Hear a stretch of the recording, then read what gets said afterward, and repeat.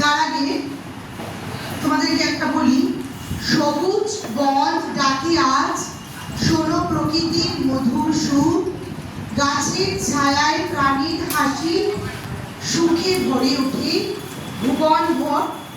অরণ্য আমাদের জীবনের দান, অক্সিজেনের অফুরন্ত প্রাণ। এসো সবাই শপথ করি, সবুজ গাছে দেশটা ভরি। একটি চারা একটি স্বপ্ন, আগামী দিনের নতুন জন্ম। অরণ্য সপ্তাহে করি অঙ্গীকার, সবুজ হোক পৃথিবী বারবার। আমরা আজকে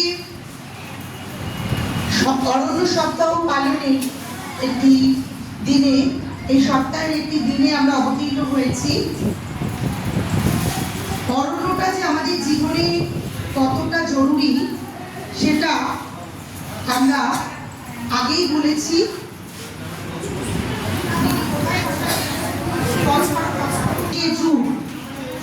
এই সময়টা অরণ্য সপ্তাহ পালন করা হচ্ছে। 14 জুলাই থেকে 20 জুলাই অরণ্য সপ্তাহ পালন করা হচ্ছে। ছাত্রছাত্রীদের গাছের প্রতি আগ্রহ তৈরি করাই আমাদের মুখ্য উদ্দেশ্য। অরণ্য সপ্তাহ পালনের মূল উদ্দেশ্য হল বন ও পরিবেশ সংরক্ষণের গুরুত্ব সম্পর্কে মানুষের মধ্যে সচেতনতা সৃষ্টি করা।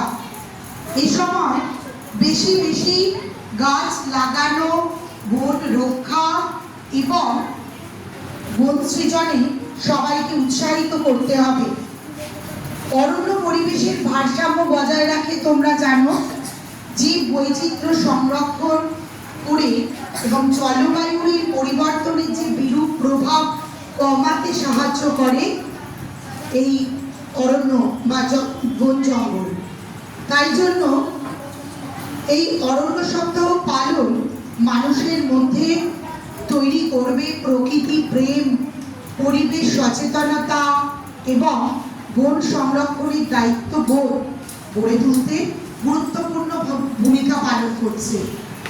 পরিবেশ, গাছ, অরণ্য এবং বন সৃজনের প্রয়োজনীয়তা ও গুরুত্ব পরিবেশ সে ভীষণভাবে দরকার এবং মানব জীবন এবং পৃথিবীর অস্তিত্বের জন্য এটা অত্যন্ত গুরুত্বপূর্ণ। গাছ আমাদের অক্সিজেন দেয়, তোমরা জানো, এবং কার্বন ডাই অক্সাইডটা কি করে? শোষণ করে নেয় এবং বায়ুটাকে বিশুদ্ধ রাখে।